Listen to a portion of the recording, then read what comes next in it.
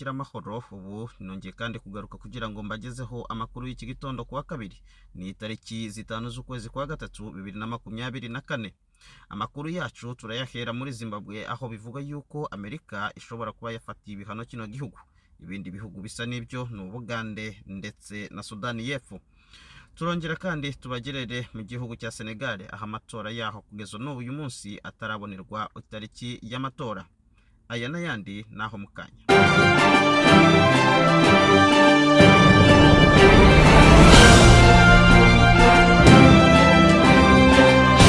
Amakuru yacu reka tuyahede muri Repubulika Iharanira Intwaro Rusange ya Kongo, aho bivuga yuko mu mujyi wa Goma kubera intambara za M23 na leta zikomeje, biravuga yuko nanone mu mujyi wa Goma imyigaragambyo naho idasiba buri munsi. Gusa bivuga yuko abigaragambya ku munsi w'uyu munsi, aho ni kuwa kabiri tariki 5, bavuga yuko abigaragambya hari uwo baketse ko yishe mugenzi wabo, bakamufata ndetse bakamuhindura ibiryo bashobora kurya. Biravuga yuko uyu muntu yafashwe ndetse akanashirwa ku muriro akotswa, nyuma yavyo bakaza kumurya. Amafoto menshi abigaragaza, ndetse ubwicanyi bukomeje kuba bibi cyane muri iki gihugu. Ntabwo leta iragira icyo ibivugaho, ariko kandi ni ibintu biteye ubwoba muri iyi minsi ya nyuma. Biravuga yuko ubwoko bw'abatutsi bukomeje kubangamirwa, aho 15 hari ku munsi wa mbere nabo bishwe mu gace ka Ituri. Reka tuve muri Kongo twerekeze muri Zimbabwe nk'uko twari tumaze kubabwira. Biravuga yuko muri Zimbabwe Amerika yongeye kubafatira ibihano ndetse bijyanye n'ubukungu, impapuro z'inzira. Biravuga yuko Amerika ibi yabitangaje ejo ku wa mbere iciye umuvugizi wayo. Aravuga yuko ibi bihano byaje kubera impamvu ubutegetsi bwa Zimbabwe bushobora kuba butita ku batavuga rumwe na leta ndetse bakanabaka uburenganzira bwabo. Biravuga yuko igihugu cya Zimbabwe gishobora kuba kandi gifata inyungu z'abaturage kikabigira inyungu z'abayobozi b'icyo gihugu.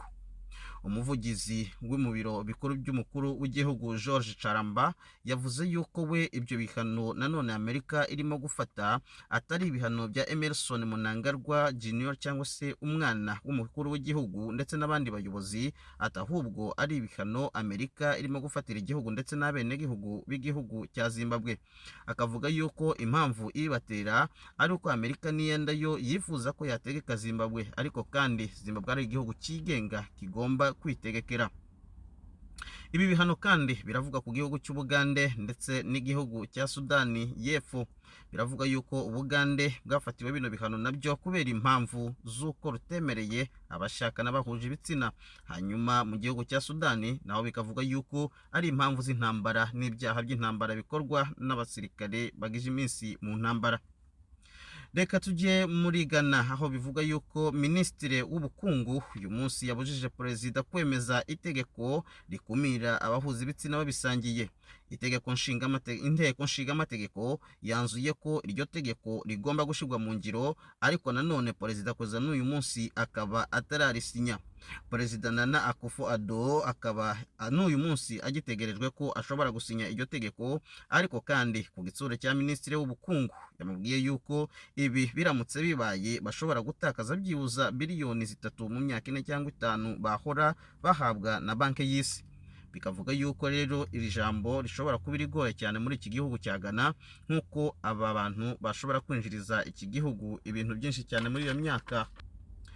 Perezida Yoweri Kaguta Museveni w'igihugu cya Uganda biravuga yuko yari kumwe n'umudamu we ku kirimba cy'umukuru w'igihugu, aho niwe mu gace ka Entebbe. Biravuga yuko uyu mugabo yabashe gushimira umunyonzi wa tukutuku ubwo yafataga umwicanyi warashe ndetse akica uwahoze ari umuyobozi w'ikigo cy'amashanyarazi.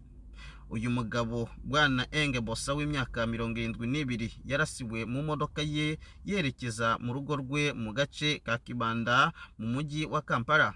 Umugabo ubwo yaraswaga mu cyumweru gishize, umunyonzi uzwi ku izina rya Abdul Katabazi akaba yarahawe umudari ejo ku wa mbere w'icyubahiro ndetse no gushigikira cyane iterambere rya politiki. Reka tugere nanone muri Amerika biravuga yuko uyu munsi ari umunsi udasanzwe ku gihugu cya Amerika, yuko amastate byibuze 16 ari bwinjira muri kamarampaka. Biravuga yuko muri ayo mastate harimo nanone state ya Colorado na Maine. Ibyo ikaba ari state zari zanze cyane ko Trump ashobora kuba yajya kwitora. Ibi bikavuga yuko ejo ku wa mbere urukiko w'ikirenga rwa Amerika rwanzuye yuko Trump atagomba gukurwa ku ikarita y'itora ahubwo nawe azatorerwa. Ibi rero bikaba ari ibintu byateje imvururu cyane, ariko kandi urukiko rukaba rwabyemeje ko Trump nawe agomba kuzitoza nk'umukuru w'igihugu mu kwa 11 w'uyu mwaka turimo. Rero reka twongere tubibutse gukora subscribe no kubana natwe kugira ngo dukomeze tubagezeho amakuru ya buri munsi aha ndetse n'ahandi. Murakarama.